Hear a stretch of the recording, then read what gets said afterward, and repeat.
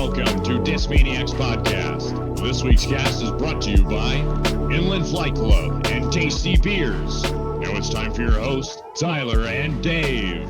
Hey everybody, welcome back to another episode of the Discmaniacs podcast. Thank you again, as always, to everyone that has been listening so far. We love and appreciate all the positive feedback and views and clicks and eyeballs and ears tuning into the show. So welcome back. Today it's just me and my homie Tyler. We're broing down today. What up, guys? Yep, we're just having a little bro date between me and you. Yeah, a little powwow. Yeah. Ame couldn't join us, and to be honest, I just have been busy with some stuff that I'll talk about that wasn't able to get a guest, because that's on me. But, I'm kind of looking forward to just a little one-on-one with just the boys, just us two. It's about time we had a little us time, Yeah, crack a beer, light a couple candles, Exactly. Turn on some Careless Whisper and talk some disc golf. But yeah, man. So how's it been going over the last few weeks? How you been? What's disc golf looking like? I've been good. Disc golf has been good. I think, we talked after my first tournament. Jaime and I and Chris went down to Nebraska last weekend for the 4th annual McCook Open and ended up taking it down in a playoff. So that was pretty sweet. Nice. Yeah. Was in a playoff with Rob Nichols, who's he's been playing for freaking ever, Colorado legend. And he went 9 down for the last 8 holes to tie me. What a beast. Including an eagle on the last hole. It was so stressful. Jesus. Yeah, so I hit a 30-footer to push the playoff and then hit like a 40-footer on the first hole.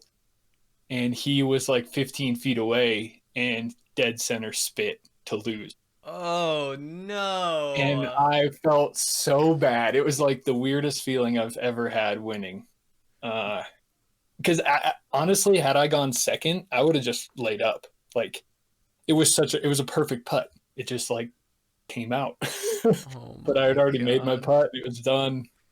Damn, poor guy. Yeah, that feels bad.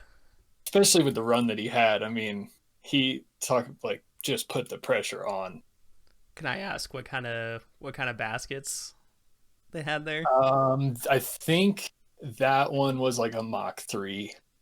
Oh, okay. Yeah. So it wasn't like shocking, but it was still like at the time and place of it was shocking. Right. You just throw your fists up to the disc golf gods and say why. Yeah. Well, and my 40-footer was like, it like hit cage, hit chains, hit cage, flopped in. Oh my. Well, I guess the odds were in your favor that day, huh? Yeah. And I also hit an ace, so that was cool. Oh, nice. All right, give me the full story, man. So it was honestly, most aces are not perfect shots, but this one was an exceptionally not perfect shot because I thought you were going to say this was an exception because it was perfect. No, it was definitely not. The basket was like on a mound, and I would have had like probably a layup from like 35 on a death putt with a headwind had it not gone in. So that was a nice little surprise. Just purely calculated, I'm sure. Mm-hmm. Nice. Definitely. So what was the distance on it? It was probably like 250, 280 uphill. It wasn't too big. Little putter turnover. Oh, nice. What'd you throw? I threw the shield. Oh, nice. My What babies. plastic? The hard. The baseline hard. Nice. Is it like beat in or pretty fresh or what? That one's pretty fresh. I carry 4 of them. 4? It's also my putting. It's also my putting putter. Wait, so you throw your putting putter? Yeah, I don't care at all. You animal. My putting putters are like 4 years old. I don't like putting with shields when they're new. They're really stable. Got So it. I prefer them beat up, and the more beat up, the more float they have, So just keep beating those Oh bad my boys up. Wow. I got So some more cycling in, so if I lose them, it's okay. yeah, okay. That I guess makes a little bit more sense for you having four if they're putting putters as well. Yeah. I mean, do you just randomly grab like one out of the four out of your bag, or do you have like No, specific wear? they're a fair amount different. Oh, okay. I got like a stupid overstable one, and then like a straight to stable, and then like a straight, and then like a flippy. Do you switch which one you use depending on like headwind, tailwind, and distance and stuff, like when you're putting too? I pretty much only putt with the beat up one, but if there is a headwind, I will switch to the stable one. Oh, okay. But Man. I've actually been playing around with putting with the slammer this week because I'm playing in Wyoming this weekend, and we're supposed to have like 30-mile-an-hour winds. So So, you should just rent like a shop fan and just put it behind your practice basket. well, no, luckily it's been ridiculously windy here all week, so Oh well, there you go. got my It works practice out. in. Yeah. So if nothing else, it'll be good practice for the DDO because I'm sure it'll be windy out there. Yeah, definitely. It's yeah. That's pretty much you can count on it. Yep, yep. Nice, man. Yeah, Cool. that was Well, sweet. Get my first win of the year out of the way. yes, sir. And yeah, and other than that, just working, playing when I can.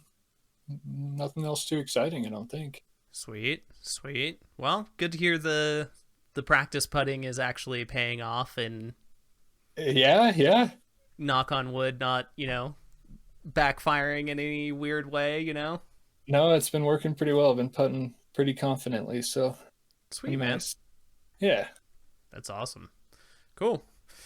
Yeah, as I alluded to earlier, I've been preoccupied.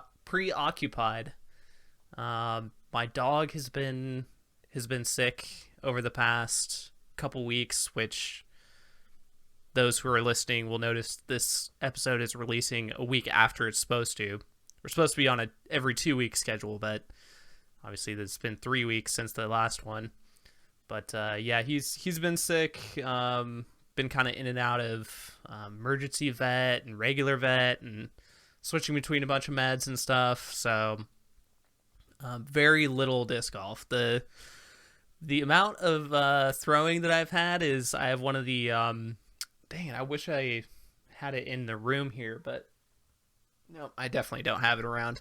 But it's a knit like little mini disc. Yeah, like the pocket disc. Yeah, yeah, I think that must be what it's called, right? I think. Yeah, I think so. If I'm Yeah. thinking, it almost looks like a hot pad. Yes. Yeah, it looks like yeah, exactly. For like what you put under like a hot plate or something, like Yeah, if you're making Dude, those are sweet. fajitas and you put them on the kitchen table or something, the cast Yeah. iron. But yeah, I threw that around the house back and forth a few times just because I was watching Texas States and longing for I just throwing pictured disc. your house going back and forth. Yes, literally. And I only have one, so it's like have you seen that gif of like the Simpsons, that kid just throwing the frisbee like back and Yes. forth? That's That was literally be in my house. Oh man, So yeah. times are tough. Yep. So Desperate. you gotta do what you gotta do sometimes, just get that little fix in. But I feel like it's been helping me with my flick, like really really like feeling that snap pop, Yeah. because Sure, you can't wobble that thing. yeah, exactly. Yeah, you put off axis on that, it just flips and Yeah, flops later. all over the place. So yeah, I mean my hyzer, probably my spike hyzer forehands are going to be real snappy. So there's that. Yep, silver linings. Yep. But it does have me considering cleaning up some of my backyard to finally get the practice basket in my backyard, because I I usually just have it in my garage, and I've got a tarp that I have hanging like in the back of my garage so that it catches the disc if, not if I miss, but the, let's say, generously 40% of the time that I miss from 30 feet. That I don't just blast my water heater with, my links. Mm-hmm. But yeah, so I mean, I've been doing that, just watching disc golf, obviously, being the Simpsons kid, tossing back and forth in my house, and just thinking of the day that I can get back out and get back out playing, especially with the pup. I think he's going to be really excited when we can finally get out to the course and get him some exercise and see all the disc homies and all that stuff. So too. Yeah, man, it's really made me appreciate disc golf even more as well, and just because over COVID, I know all of us disc golf players have been really grateful to already be into this sport, because it is something that you can distance, it's outside, all that good stuff, and allows us to get outside and socialize somewhat during these tough times. But being actually locked away and like not being able to even go out and play disc has made me realize just how much it really has helped me through all this isolation. For sure. Yeah, going without it for a couple weeks it's been tough, to be honest. And yeah, the difference between the two, being able to do it and not being able to do it, is just huge. So yeah, definitely looking forward to getting back and gaining some new appreciation for the sport and the people in it too. I mean, there's other things that I can try to do, try to play video games, but then the vibe of video games, unless you're just playing like co-op games with homies, like that's like a totally different environment. It's not friendly disc golf competition for sure. So it's different when you can get outside, get the sun on you, get the body moving. Yeah, exactly. This feels good. Yep. So yeah, that's kind of what we've been up to, but luckily been able to socialize. I think most people that are listening know that I admin the Discmania collectors and throwers group on Facebook, so been even more active a little bit on there, just replying to people's comments of pictures of discs and talking specific runs of disc and stuff like that, which has been also pulling me through getting at least the conversational side, getting that little fix in every once in a while in between, given the putt meds and all that. So for sure. Well, I'm glad to hear you better. Yeah, thanks, man. Oh yeah, I didn't really mention that he is doing better. For everybody listening, we're still pulling through some meds and stuff, but it looks like he's over the hump now, so no need for anyone to be concerned. But I know everybody out there is probably already sending their love, and I'll just preemptively say thank you to everybody that's thinking about him for me. So I appreciate that.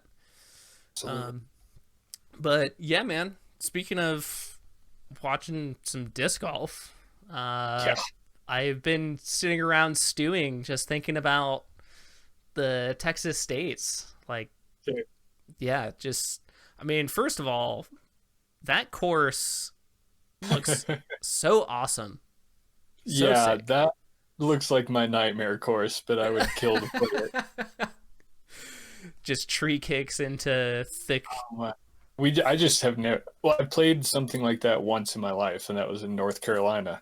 But we don't have woods like that out here, Right. Yeah, you guys more like elevation. Yeah, there's always a secondary fairway in Colorado, even on wooded courses, because they're just not that dense. But man, that course looked like you kick off the fairway, you're pitching back to the fairway.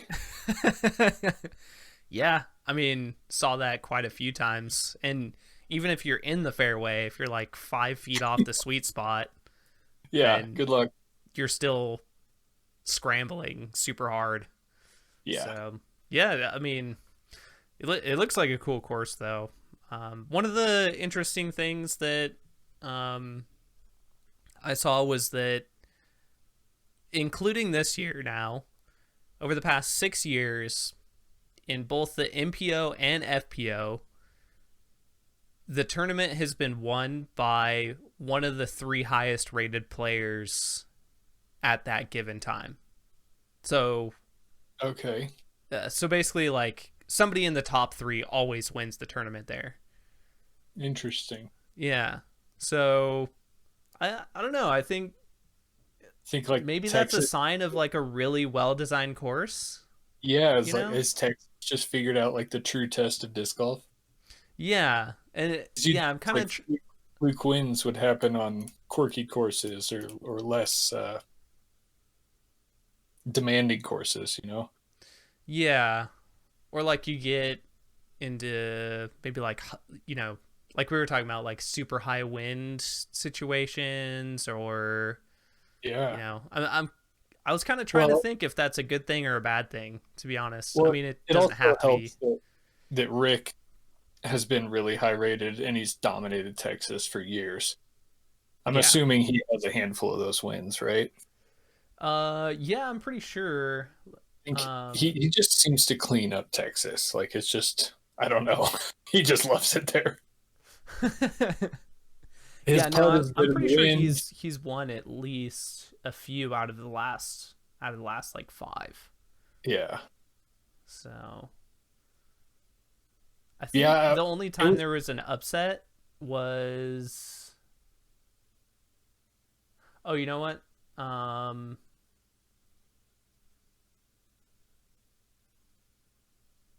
Never mind. Yeah. I was just thinking that there was a time where somebody else had won, but I think it was a few years ago that it wasn't like Ricky or Paul or anybody. yeah. I think I it might think have Ricky's been won like somebody four of the else. last five or something ridiculous. Yeah. Yeah, and then I was looking at the Ulti World, their prediction stats again. Mm-hmm.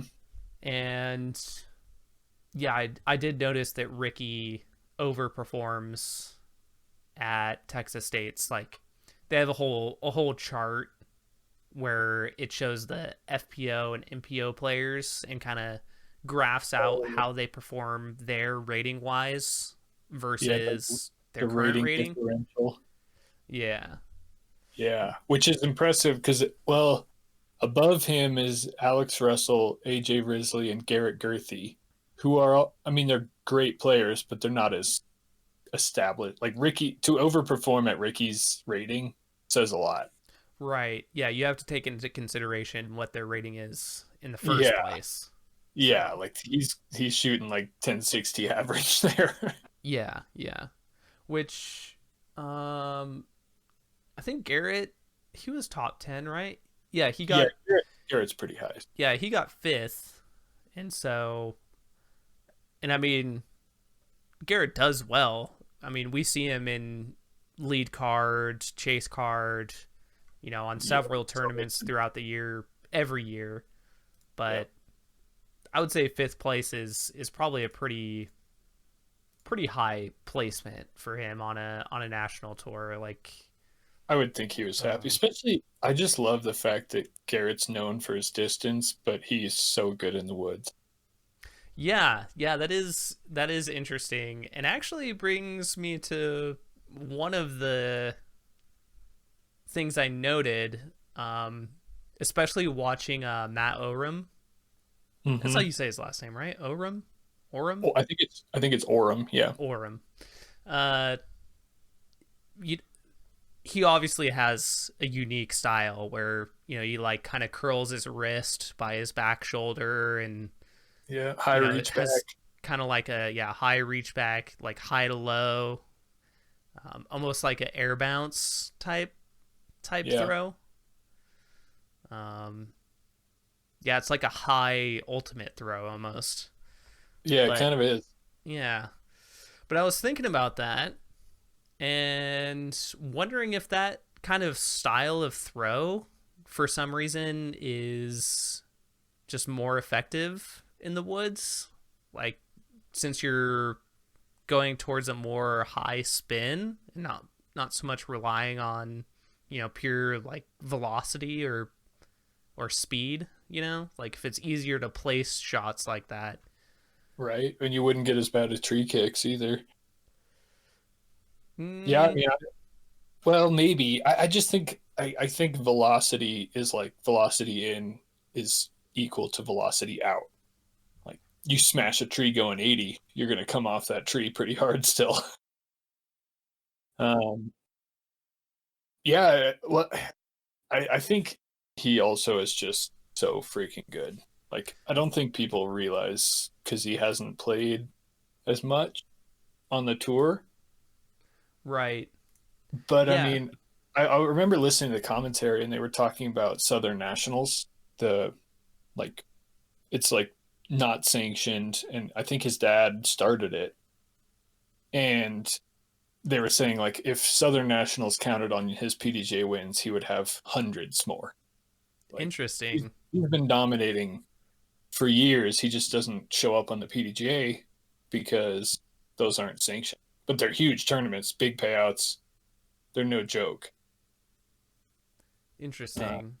Yeah, now that's what I was kind of wondering too with him.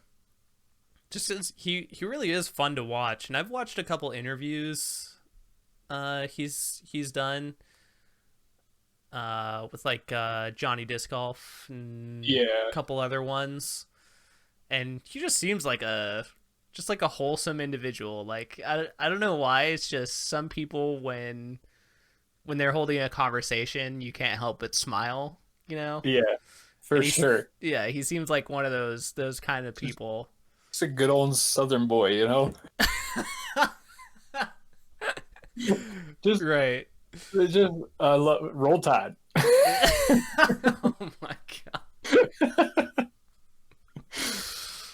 Yeah, I Oh. just pulled it up. He only has 63 PDJ wins, which I'll bet he has over 200 major win Yeah, just for the that Southern seems super National stuff. low for sure. Yeah, for his skill level, that's crazy low. Yeah, 'cause, I mean, I'm looking at his 2020 tournament results, and he's got 3, 6, 9. He only has 13 tournaments. Well, I guess 2020 2020 is was a tough little because weird. it's COVID, but so Yeah, I don't then know if he's ever played over 20.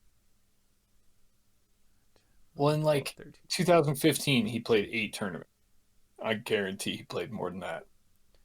Yeah, so 2019 he's got 21 tournaments listed. And yeah, I'm sure he played a lot more than that Yeah. Yeah, cuz I hope he plays a lot more this year. Maybe money in disc golf is really starting to become a thing. I don't know. yeah, Like hopefully. he has the talent level to make that money, no doubt. Yeah, for sure. Um yeah, and I'm trying to look at his upcoming tournaments actually now on the PDGA as well. I hadn't looked at that yet. Yeah, It he's looks like doing all this he's stuff. doing Jonesboro, Bowling Green, and then 28th annual City of Mobile Championships. So He's he's from Mobile, right? yeah, so it looks like Oh, he's going back home, and it looks like he's doing some battle of, I don't know what this is. I This don't know. is I don't in want to try that. Louisiana. So yeah, he's going back to the South after all this, just kind of staying in the South. Yep, I mean, he's going to Worlds, so that'll be cool. yep. So yeah, but I mean, if he's sustained himself, this way for many a year now. I mean, he's God, been he got. I think he got second at Worlds in like 2006 or yeah, 2004 or something. Yeah. So kind of interesting. Maybe he just, he doesn't prefer, life on the road maybe, or, Yeah. only prefers to travel a certain amount. I mean, you were talking last week about like, Yeah. why would I travel when I could just stay around home and make just as much, if not more? Yep, So exactly. maybe that's just the tip he's on. But I surely would definitely like to see more of him for sure. Like it, yeah. And it seems like the people he plays with Yeah, enjoy everybody his loves. company as well. So Yeah. I'm sure he'd be a credit, a gift to everybody else. Yeah, especially finishing second, you know, Huge. and considering that tournament is so dominated by top players, that says a little bit something when you're beating Paul Macbeth at a course that is dominated by the Paul Macbeths and Rickies of Cal. you know. Yeah, Eagles for sure. Yep. Yeah. Which that's another interesting one. I mean, Eagle takes eighth, which is absolutely nothing to scoff at. But with just the where Eagles' game is at right now, that's another interesting one. For sure. Yeah, I don't know how much is he commented on a shoulder injury. Maybe not injury is the right word, but discomfort. Yeah, Some maybe type. like some soreness or something. And I was watching his first round, and he was like even going into hole 11, I think. And I was like, oh no, what's going on with Eagle? Like, is he going to blow it? And then he birdied 8 straight to finish. I was like, okay, good boy. Yeah, right. But yeah, I mean, it's also not Eagles. Well, I don't know. He won Idlewild last year. I can't say it's not his kind of course, but he can win Yeah. anywhere. I mean, you do think huge bombs, Yeah, I mean, you if think it's crush more, play. but yeah. Yeah. Yeah, But and it seems speaking of like his crush play, maybe a little Casey White getting in the mix. Yeah, no kidding. Yeah, yeah, it's plus yeah, he did well in his last tournament too at Belton, the Open at Yeah, Belton. he got 6th at Belton. Yep. So, I mean, that's pretty impressive considering Definitely. Second year on tour. yeah, the short amount of time that he's been in these kind of situations. I mean, last year he played a good amount of the Pro Tour last year. Memorial, DD Open, Preserve, Rolling Ridge. I mean, he played a decent amount of big tournaments, but he hasn't been, he just got on Discmania, and I feel like that maybe for him, maybe that's less pressure now that he's kind of established, and maybe that's actually what he needed is more support, and like maybe that actually fuels him, I don't know. And I think especially now after back-to-back great performances, he can kind of get over that like imposter syndrome that I feel like is hard to get over sometimes for good players that are coming out of nowhere. Like, I belong here. I'm good enough, Like, he just took back-to-back top 10s. Like, now he can settle in and be like, all right, this is what I do. Yeah. Yeah, that's true. I've definitely heard some insider stories about kind of getting comfortable in that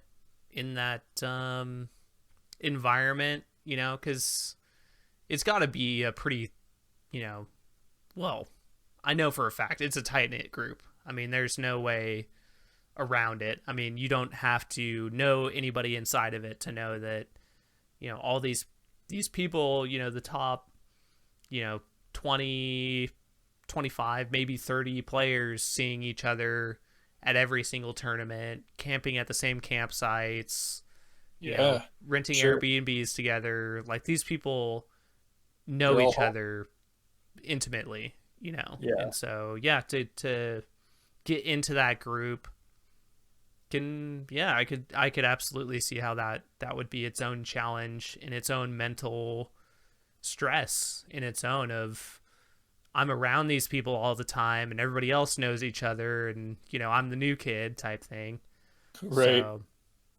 So yeah, hopefully, I mean, I imagine hanging out with Simon as much as he has, and kind of that like Massachusetts group that's around there, like New England group, all that. I mean, he's already tight knit in that community, so maybe just that he's bringing. I feel like that entire area is blowing up and becoming like the new California of disc golf. Like, it seemed like, it was like Paul Macbeth and, Discmania was down there and Innova is down there. So there's a lot of, California influence and, a little bit of, West Coast bias, I would say, towards, who got the spotlight, or maybe just where a lot of good talent was coming from. I think maybe now as the sport's growing, that kind of area is really, I mean, maybe I'm just ignorant to what's going on, but it seems like there's a lot more exposure to that community that's there. And so I don't know, maybe that's something, maybe that plays a role as well. Yeah. And I mean, he seems like a fun dude, fun to root for, easy to root for. Yeah, definitely. I mean, yeah, he didn't seem to have any kind of, super crazy outbursts or anything like that, which, I mean, his nerves were in check. He looked like he belonged. It was fun to see. Yeah, definitely. And I would hazard to say best dressed on his cards during the the coverage too. Well, Matteo doesn't really give a fuck, Yeah. Ricky's trying. Ricky's looking good out there these days. Yeah, I really did notice that as well. He's not just rocking the tilted up flat bill and gym shorts anymore. Yeah, gym shorts or cargo shorts or whatever. Also, total side note, but them doing all these interviews, Ricky's interviewing skills have gotten so much better. Oh my god! I remember watching him. I mean, I've been playing for a long time. I've been watching for a long time, and he was pretty rough. Like, I don't know if he took some classes or if he just finally got comfortable, but he's like one of my most favorite people to look forward to, like, watching him talk now. It's just such a nice transition. Like, yeah, it's great. I just love it. I get a smile on my face every time. Yeah, I wonder if that was part of the Innova deals. They're like, all right, Rick, you're going to be our number one. You're our superstar from here on out. So we need you. Dude, he's haircuts every 2 weeks. We need you. Well, he's not awkward. He's just goofy. He's like himself. Just is able to, like, open up. Yeah, it's great. Sure. I'm loving it. Yeah, I think some of my favorite clinics to watch have been Ricky clinics, just because he just rattles off information like so fast. he was rough around the edges, Yeah, needed a little polish. He like kind of stops for a second, and like you cut to the people that are there, and they're just like, okay. His are really good though. I've watched plenty of them. I mean, I don't care how Ricky talks to me. If he's teaching me something, I can only benefit. So I would never complain about Ricky teaching me something in any capacity. So we'll just get that disclaimer out of the way. But it is kind of funny. Yeah. So, yeah, man. Yeah, I feel like he is going back into stride though. For sure. So, and I do kind of wonder if that's something to do with, because he had contracted Lyme, and there was that whole thing attached to that I don't even want to really talk about because I think it's been talked to death. But I wonder if that, going through all that, like if that affected like maybe some of his conditioning or something like that. I don't know. Like it seems like his putt was what I felt like was missing. Like there were, I want to say like, 2018, 2019, maybe like beginning of 2019, probably 2017 to like early 2019. It was like, who's the best putter? And everybody's like, well, there was always a debate like, well, Ricky hits huge, ginormous putts just like all the time, but Paul hits the clutch putts, Yeah. And then I don't know, I think something changed. Like he stopped doing like he still dips down, like he used to, but not like quite as much, and he doesn't have like the super exaggerated like throw it super fast and super hard nose down. That's what I've noticed too. Like he's putting a lot slower from inside 20 feet. Yeah. Because he used to kind of just rip it in wherever he was, and he gets spits all the time. And I don't know if I've seen him with a spit like a close spit this year. He's putting with good pace. I don't know if it's just confidence in his stroke that he can slow it down now, but I totally agree. It looks totally different. Yeah. So I don't know. I don't know if that little break like caused him to rethink things, or I'd be curious. I would love to talk to him and be like, Rick, why is your putt looking different, bro? Yeah. He's playing with some swagger right now. Yeah. Like if he can stay on this heater, I think I don't know how he couldn't be the favorite to win Worlds. Yeah, that's what's on my mind too. Yeah, he's going back to a course he's won before. And they're doing the golf course and the wooded course, and he's clearly good in the woods, and he's won on the golf course before, so yeah. He looks like he's on another level, and he may be number one rated in the world after this next upstate. I mean, he just reeled off like 1080 averages. Yeah, actually, I didn't even really Belton, take a look at the Belton. He went 1073, 1070, 1096. Jeez. And then, okay, Texas State's was a little more human. 1050, 1064, 1078. I mean, everybody's rating was low, though. Yeah. It may just be I mean, these are unofficial results, so yeah, they won't move too much, I wouldn't think. Yeah, but I mean, the highest... he's going to get a nice jump because those are his only two tournaments on that update, I think. Maybe he has another. Yeah, because an Eagle kind of slipped those last two, so it'll be interesting to see the rating shift. Oh, Waco will be on that update too, and Ricky got 11th. That may drag him down a little bit. Yeah, we'll see. It'll be interesting. I thought the updates they were first Tuesday of the month, but that's what I thought as well. No update this month. I don't know. PDJ does their own thing. Yeah. Yeah, I just pay them, and they just, they just do whatever, They just do, yeah. It's fine. Oh, I love it. It's times like these where I'm glad we're a small podcast, so For you get sure. like Hey, just no talk shit blowback at about all. DJ. That's not nothing Yeah. new. I just gotta hope if we blow up that they never come back and Nah, listen to no, we'll be the good. old ones. So Yeah, this is like halfway through a buried podcast we're set. Don't even yeah, worry we're about good. We're good.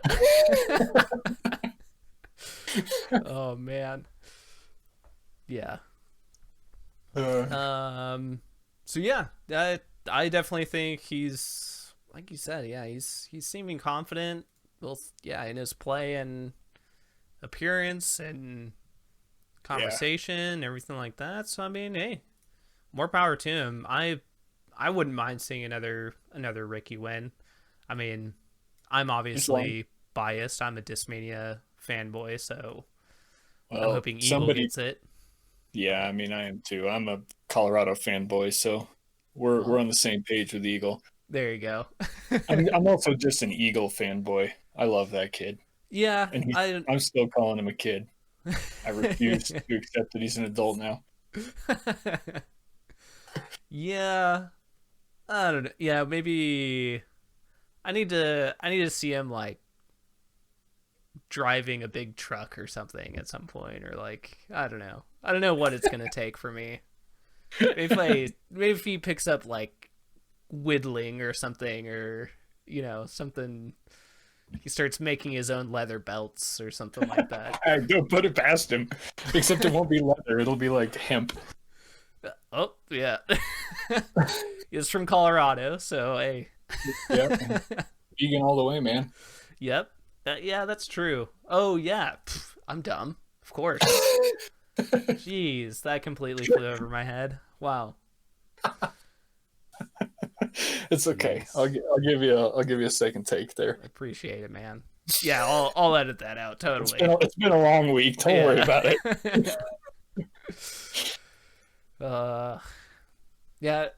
One person I was surprised to not see a little bit better was well, actually I guess he did pretty well, but James, I mean, I don't know, I just feel like again, maybe I'm just living in 2018 still, but I just remember James just being like, it's like wooded course, oh, James is going to be top 5, Yeah. Like I'm wondering, is he like still like king of the woods, or like not, not so much anymore, or like,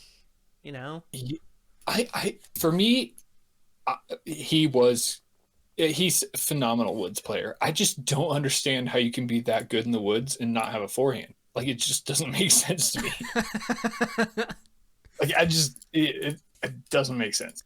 Actually, that's true. There are quite a few forehand, like almost rules. Forehand mandatories on that course. Yeah, that's true. I wasn't taking that into account. But he is great in the there are certain players that just make it work. Like Girthy doesn't have a great forehand. Yeah, it's just like I don't know.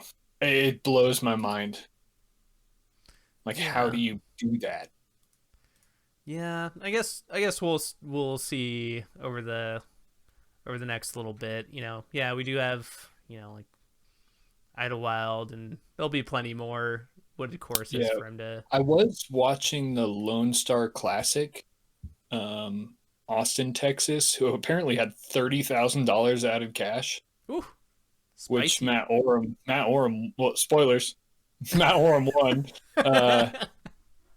But I was watching the coverage, and Conrad looks like he's still learning the discs a little bit to me.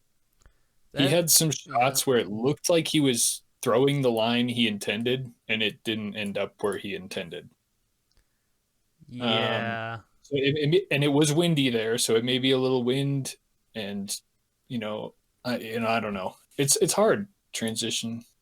Yeah. Yeah, and I wonder if you got to wonder about feel too, like going from it's a little different.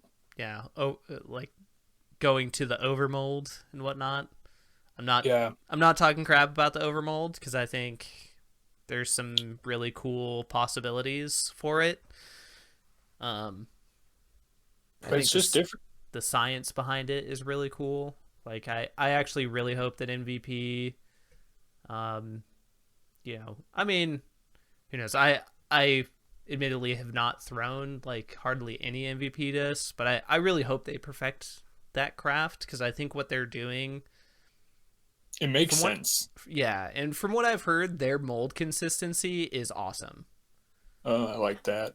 So, yeah. So whatever they're doing over there, if it brings more mold consistency, I'm all about that. Yeah, and I don't doubt he'll dial it in. And he probably just needs to beat some stuff up, too. Well, that's the thing, too, yeah, is that he does seem like a player... He likes his old stuff. Yeah. And I don't think MVP works that way. I think because of the overmold and everything, I don't think they beat in like maybe not very quite quickly as much, at all. Huh? And this is totally just from what I remember for just a couple random casuals that I've talked to about that throw MVP, but they've said like, oh, I like it because it doesn't beat in as fast and I can have the same disc for longer. Interesting. Maybe I'm wrong, but I don't know. It's different. Seems reasonable. Yeah. I'll give it to you. I mean, just from a armchair, like kind of physics standpoint, if you got a different material on the outside that acts almost like, the frame of a car, where the impact isn't going like through the middle of the disc, it's kind of going around it. Mm-hmm. I mean, that kind of makes sense to me, like having two different plastics and it's kind of like, rubbery. So yeah, I don't know. But yeah, it'll be interesting to see if they end up actually, tweaking some of their molds or coming out with some more molds that are. I think they're coming out with a run for him. Okay. Because I was thinking back to our beer talk. I owe somebody a beer, I'm sure. Yeah, Jaime. But they are coming out with a set for him. Nice. Yeah, so that'll probably help a lot. And when he's still like, we're talking. Well, again, we're armchair experts here. He's playing well. Yes, he's 8th in the national tour. Out of where all the top people are playing. Yeah. So yeah, I mean he's still beating, like Emerson Keith, Nico, Joel Freeman. Joel's been to see he came back strong. Yep. More Colorado love from my side, but yep. Big Germ, he's been showing up in kind of top 20, top 15 lately. He got 11th, so I'm happy to see him, kind of chugging along. Agreed. So yeah, I'm hoping he has plenty more, top card appearances and stuff like that, because everybody loves him. So yeah, he's fun to watch. Yeah, and then somebody else who's just kind of quietly, or maybe not so quietly, because he had a recorded round in Texas. I didn't get around to watching his round because I think it was on maybe OTB. But Brody, he's been kind of quietly placing, upper, quarter of the field in MPO in the last couple tournaments. I mean, he got 24th at Texas State Championships, and then he placed pretty well at Las Vegas. Yeah, he placed 25th at Vegas as well. 23rd at the Memorial, 47th at Waco. I mean, those are nothing to scoff at for a guy that's been throwing a disc golf disc for 2 years. Yeah, and I mean, or not even like a year and a half. That's pretty impressive. Yeah, he's definitely come a long way since Waco. And sure, yeah. You know what? I kind of love to see it because I love it. I mean, I'm kind of an anti-hater person in the first place. Like, I would much rather root for somebody than clown on them. I Mm-hmm. mean, you can clown on somebody just out of love, but I feel like there were some genuine haters, some genuine Brody haters out there. For sure. And I feel like he's over 1,000 rated He's now. legit. Yeah. He is no joke.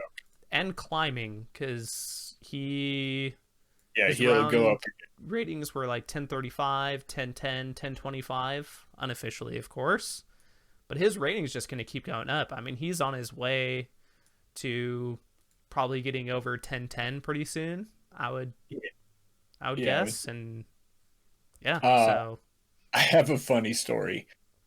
One of my good friends from college, lived with him for a few years, and we keep in touch here. He lives in Denver now, so we don't see each other that often, but he texted me the other day, and apparently Brody was on, I'm not going to remember the podcast name. It was one of the biggest sports podcasts in the country. And he had like a little 20-minute segment on it. And my buddy Kyle texts me and he's like, please tell me you're better than Brody. And I was like, yeah, technically I'm better than Brody still. And he's like, oh my God, thank God. He just started playing. You better be better than him. Oh my. And he doesn't follow disc golf at all. Like, he obviously knows what I do. And Right. he keeps up with what I'm up to, but he doesn't know about the rating system. He doesn't really know like the finer details of it. And it was just so funny to hear him say it that way, you know? And I had to say, yeah, I'm higher rated than him, like, for now. But man, he's cruising. I better keep shooting some hot scores, because Yep. Yeah, Yep. I mean, I just got done talking about the haters, but it's going to sound kind of hatery, but I mean, you're also not getting lessons from Paul Macbeth, I don't know how much I guess I haven't been keeping up with Paul or Brody's YouTube very much as I of haven't late. seen them together in a while. But Yeah. I mean, So, yeah.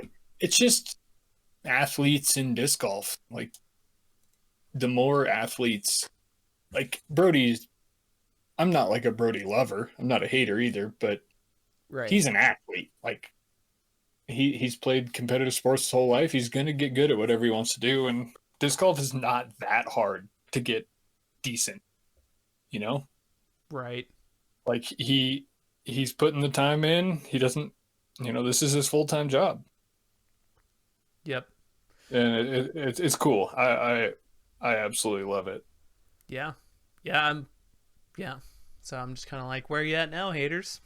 Yeah, I Where you at now? love it. Yeah, what are you saying now? He's way better than you now. What up? Yeah. I almost want to go on a couple deep dives of people last year saying, "Oh, he's gonna quit. He's not even gonna, he'll never make it." Blah blah blah. Go back on there and be like, "Hey, What up? checking in 2021. Where you at?" Yeah, absolutely. Yeah. There's I get that weird instinct with this is totally beside the point, but I get that weird instinct to do that sometimes. Like, you see like a comment on Facebook about something and somebody makes some kind of wild claim, especially for me on the Discmania collector and thrower group. Like, somebody will be like, "Oh, Discmania's gonna go out of business by the end of the year, bro." Like, Yeah. I almost want to just like save the link to that comment and just like set an alarm on my phone, like, go back and tell this guy to fuck off, like. Yeah. I mean, yeah, it's honestly, it's a good thing, because it doesn't happen in anything that's dead, We're a thriving sport, we're a thriving community. It's, I constantly see people talking shit about LeBron James. True. If only we could get to that level, Like, I want to get that. I want Paul to be that hated.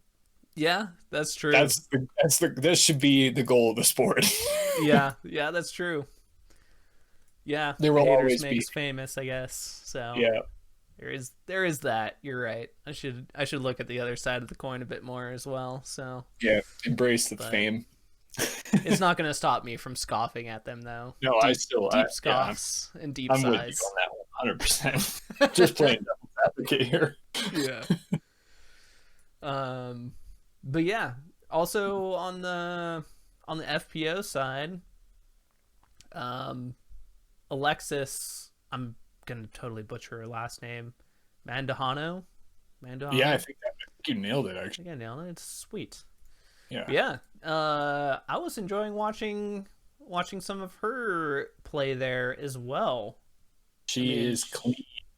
She's doing really, really well over this 2021 season as well. Absolutely. Memorial 6th place, Belton 8th place, now 4th place at States. She seems like a super creative player too. Well, and she's just like, her form is really good. Yeah. So it's pretty cool to watch. Let's see. I wonder what her round ratings were as well. 929, 964, 957. And she's currently rated 925, so yeah, she's on the come up as well. Yeah. On, again, a really tough course, I think. Yeah, I don't think anybody would argue that. Yeah. So, I mean, you hit 2 trees and, take a triple bogey and there goes your rating, Well, and Haley King, it's just Haley King is another example of that. Like, I think of like Haley King, I think bomber.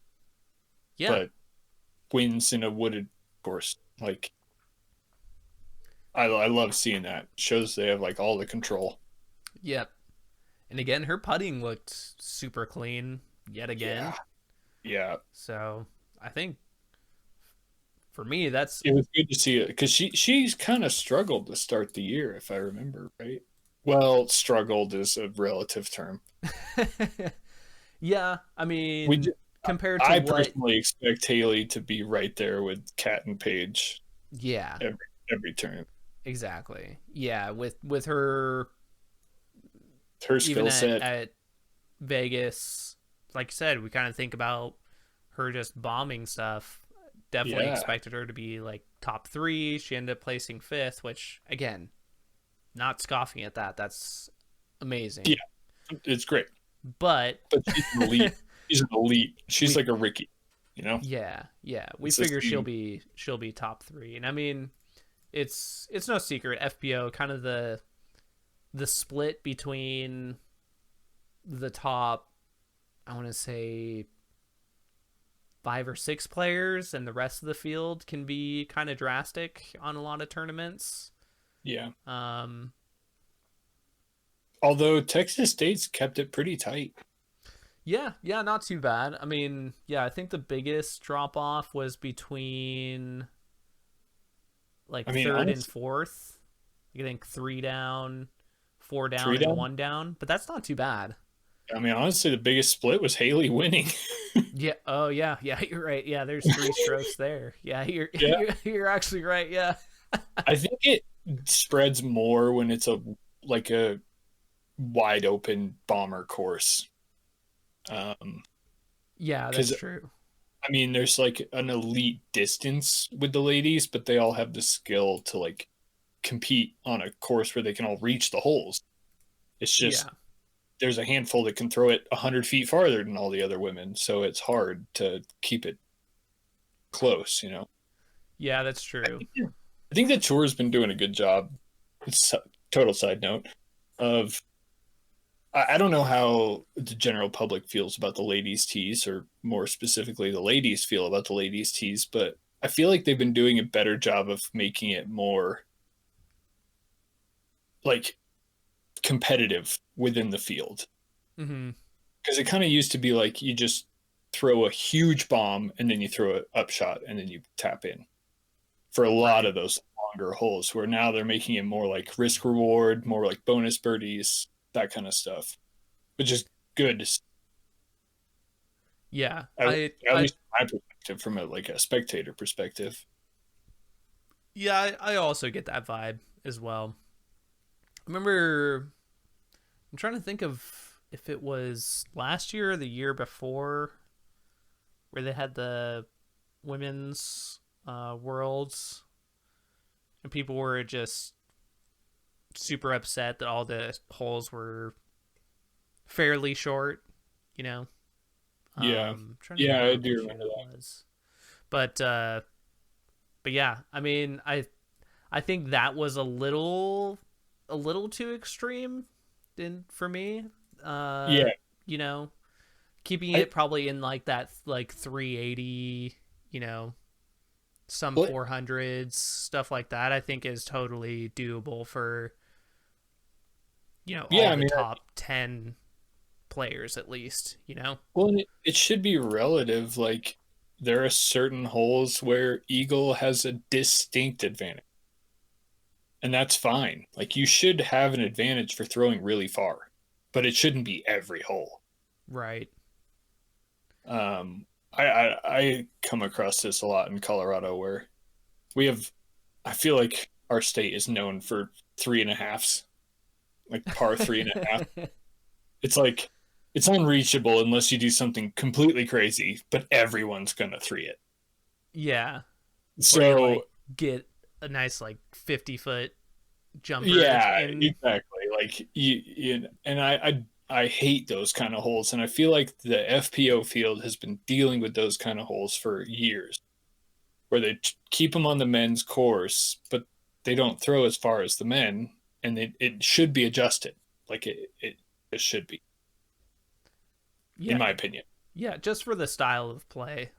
Yeah, I think just to keep it like, you get your bonus birdies for pure distance, you get your bonus birdies for accuracy. Like it needs to be split. And I feel like they've been doing a good job of that. yeah, I agree. I I uh I didn't make note of it consciously, but now that you're talking about it, I have definitely noticed a lot more just birdie opportunities Yeah. where instead of having 40 footers, 50 footers, and they're just kind of, jump putting or laying up, Hmm. they're actually getting, 15 footers or parking them or whatever. I think I've definitely noticed a lot more.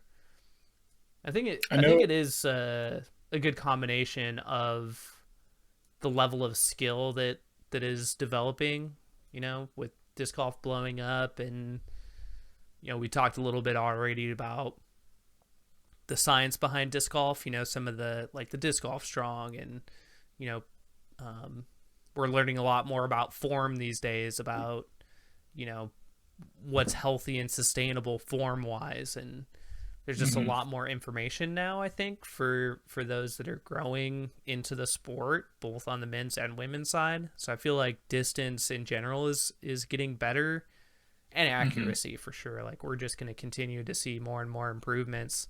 So I kind of chalked it up to that, but now that you're talking about it, it kind of that does actually make sense. That I think you're right. They have been doing a little bit better about, you know, where they're setting up tees and stuff like that. So Just tweaking a little bit. yeah, just a little fine tuning. Yep. So yeah, and then Paige, like I don't know what. Yeah, Paige is going to need to find herself because we need 1,000 rated woman. Yeah, the road to 1,000 just got maybe a little bit longer. It definitely got longer. Yeah, I Yeah. honestly I thought there was a strong. I felt confident she was gonna hit it during this tournament. Like I thought she was just gonna absolutely pop off. Like she was just gonna not hit a single tree. Yeah, just win by 10 Yeah. like he does. Yep. And I was Yeah, like, I oh, kind that's of gonna did be it. too. And no, not the case. Yeah.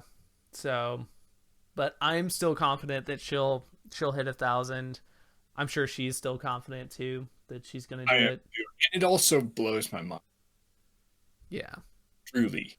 I've talked about it on this podcast before, but I distinctly remember when I passed Valerie, who at the time was the highest rated FPO, Mm-hmm. and it was like 970, 965 or something.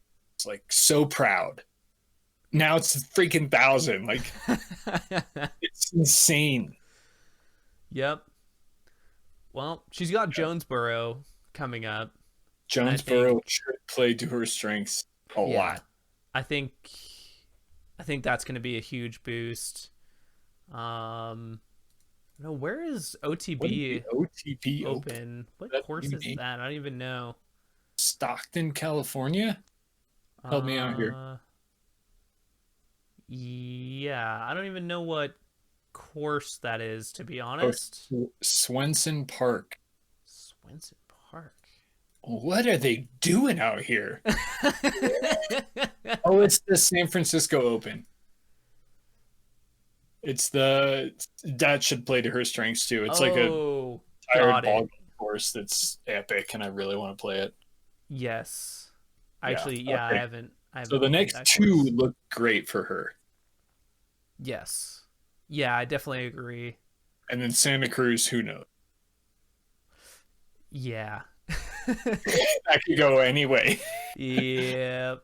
Don't roll away. Yeah, you just get Daylod out of your Yeah, mind. yeah. Don't get Daylaw. I really considered going to there, and I mean the Daylaw effect was not in the reason why I didn't, but I had that thought in the back of my head. Was like, do I really want to put myself through that? Yeah. Have you played Daylod before? I have not. Oh, well, yeah, that's probably. I mean, it's not like I'm unfamiliar with.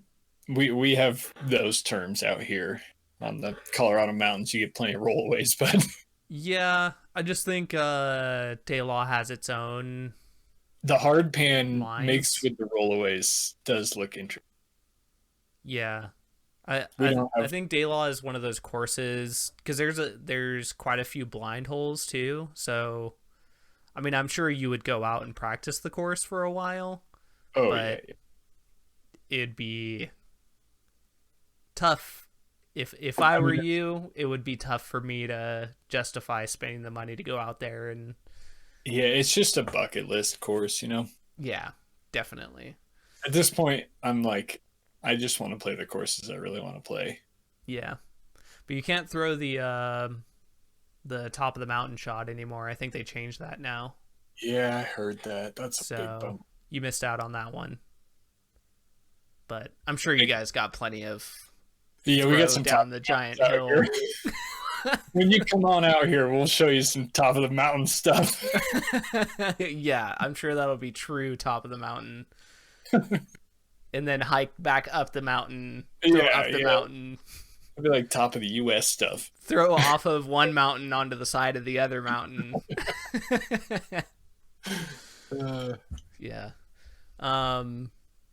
But yeah, in some other news, Discmania, I feel like I wouldn't be a true fanboy if I didn't mention we've got some new molds coming soon, which I'm very excited about. It looks like we got a couple molds for the Evolution line, so coming from you Latitude boys, we're getting some Yeah, buddy. new plastic, and then some from the active line, so the Yukon line. So pretty interested. It looks like maybe a mid, maybe a mid and a driver, I think, from the Evolution line, and I haven't looked too much at the active line. I think it's still a mid and another driver, I think, for the active line. So a couple new mids and drivers coming soon, which will be nice. We've definitely, I don't know how it's been on the Latitude side. Honestly, I haven't really, I don't really pay attention to releases all that much for other companies. For But sure. I'm It's been sure a it little hasn't slow. been as it usually is. I don't know Yeah, how. but honestly, it's fine.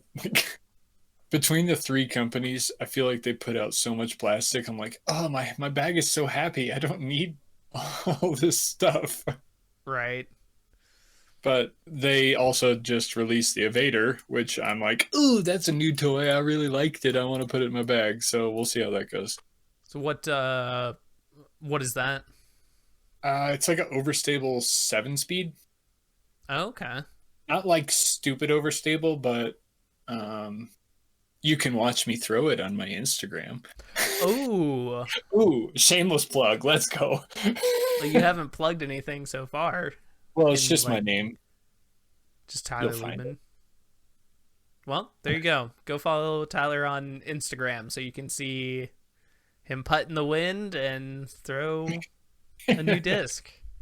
So Yeah, are you forehanding it or backhand? no, probably backhand. It's got a decent dome.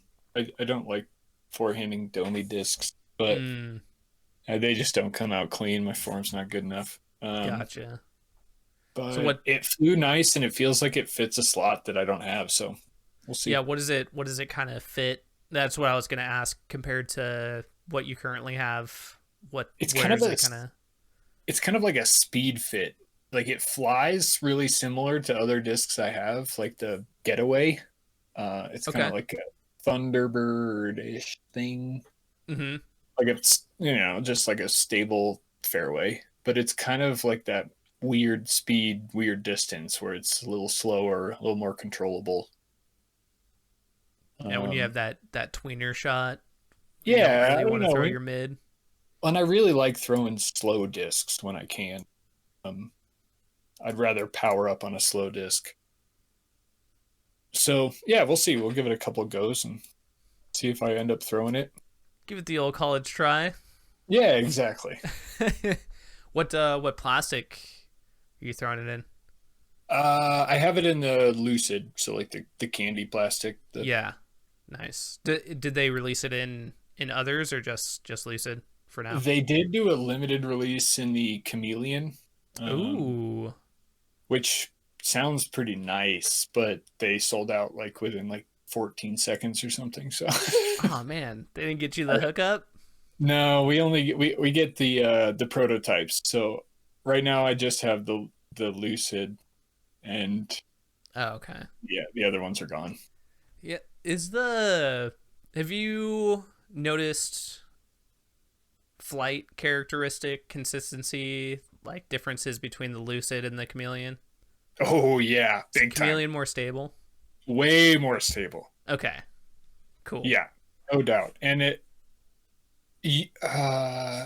what do you guys call the Chameleon again? Our special blend is Meta, I believe. Meta, that's right. Yeah. So they also have, from what I understand, there's like we have like Opto, which is the candy, Mm-hmm. Yep. and then Opto X, which is the candy plus like a hardener. Yeah. So it's stiffer and more overstable, right? Yeah, and then there's like the Opto X plus the Chameleon. But the Chameleon part, I don't know how much that specifically affects the stability as much as the X part. Okay. Gotcha. I don't know if they can make Chameleon without the X. So I think all Chameleon is technically X also. Ah. So I think that is actually where the stability comes from. I could be wrong, but I think that's right. Gotcha. Because your Meta is stiffer, right? I actually, the only meta disc we've got so far is the Instinct, and to be honest, I don't throw the Instinct. I throw FD2s, so I didn't even get one. Okay, because it was just a mystery box release. When you get one, I'm pretty sure that's a component of the Chameleon is the stiffness, and that's where the stability comes from for whatever cooling. I think it's like the wing height. What do they call that? Parting line? Yeah, parting line. Mm-hmm. I think it's a component of how the stiffness cools, and that's where the stability comes from. But yeah, for like it holds the mold a little bit better or something. Yeah, I don't know, some fancy, disc golf stuff. It's Tomas will do his thing. Here's your pro analysis. It's some fancy disc golf stuff. Yeah, there you go. But no, yeah, I've been curious about that. So, Yeah, and that is why I ask. I am wondering when the next time we'll get a meta release. So a meta Enigma sounds really, really nice. I'm hoping you get like a meta, like an understable fairway. What is that for you? The Essence. We have an Essence. That's the flippy fairway. So that is my favorite, like, Chameleon or X disc, because it's like flippy, but it sort of still behaves like an overstable disc. Like I throw the Maverick, which is normally really flippy, and in the X plastic, it's so controllable, but it still like has the flippy tendencies. I don't know. It's hard to explain, but it's just so you can kind of like put a lot of speed on it still. And yeah, you can still hit it, but it's just a little less finicky. Yeah, exactly. Which is nice for me, being a off-axis torque boy. And I just go gorilla mode and forget everything that I've tried to smooth out my form with. You know, sometimes you just got to go for it. When I do the Conrad run up. Yeah. Oh, man. Yeah, man. Cool. So that's about all I had for today. Yeah, do you got any shout outs or plugs or anything before we get out of here? No, I think I'm good. Thanks for having me again. Yeah, for sure. All right. Well, thanks again, everybody that's been listening. If you're not listening on YouTube right now, for myself, I'd appreciate if you guys go check out my YouTube channel called Thunder Disc Golf. You can also search for Discmaniacs podcast if you're listening on YouTube now on any of your favorite listening venues. That would be iTunes, Spotify, or any real podcast RSS feed. You can access us there. But otherwise, thanks you guys again for listening, and we'll catch you on the next one. Peace. Thanks, guys.